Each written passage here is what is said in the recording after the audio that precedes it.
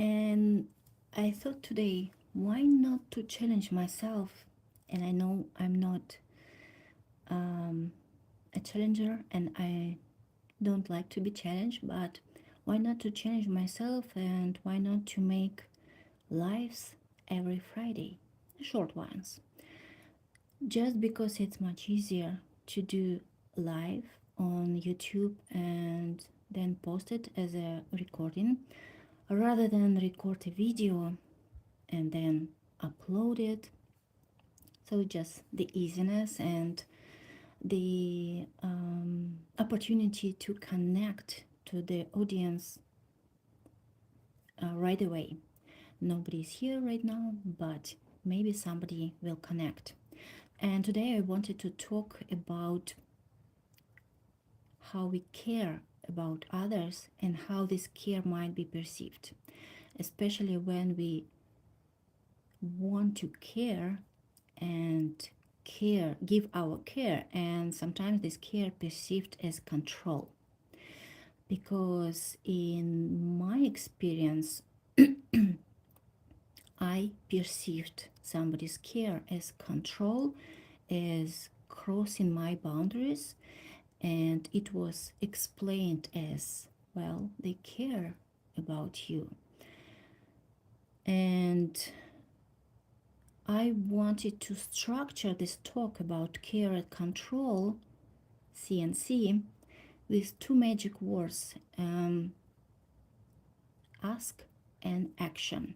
And when I was thinking about it, ask applies to other people and action applies to us. What is common between them is the feelings.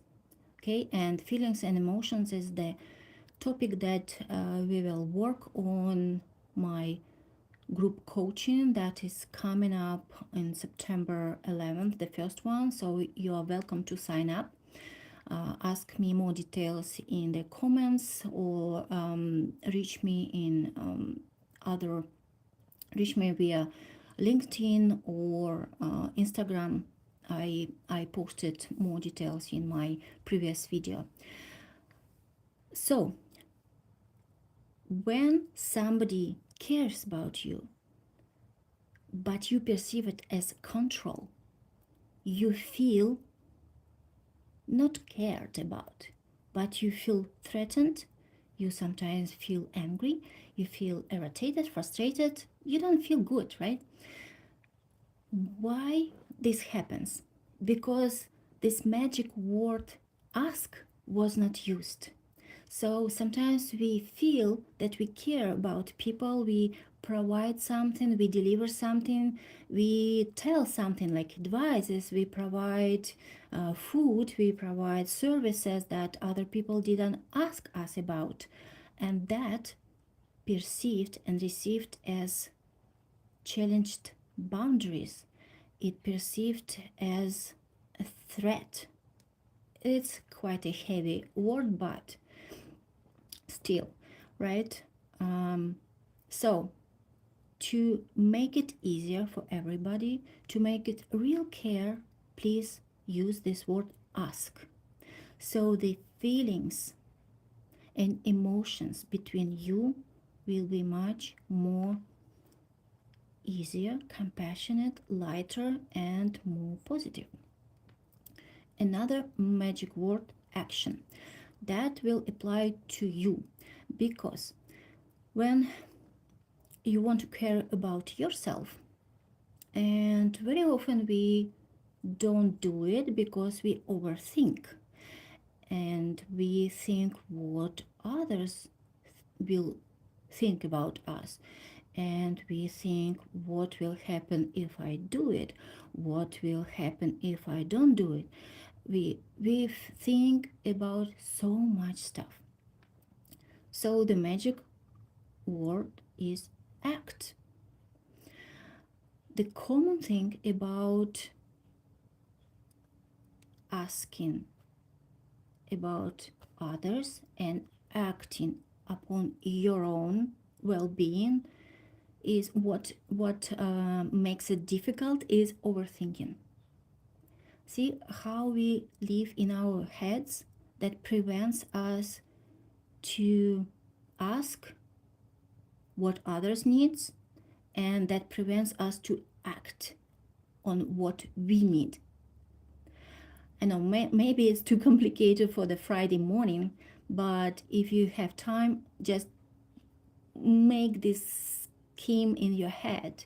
And I wanted to make it kind of schematic because it's easier to remember. For others, ask what they need before providing your care, right? Ask. For yourself, act, not just be stuck in your head thinking, overthinking. Act. Allow yourself to act for yourself. This is a part of self care, to act for yourself. And that's it. But the core message here is about emotional state. When you ask others what they need, you uh, invite clarity in the emotional state between you.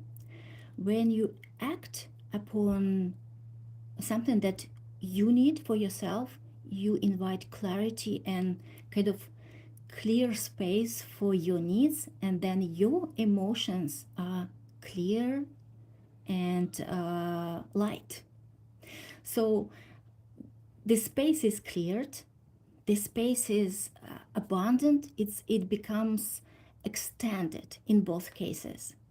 That's why I call ask others and act upon your needs as magic words. And I wanted to make them with the same letters: ask and act. Ask others, act for yourself.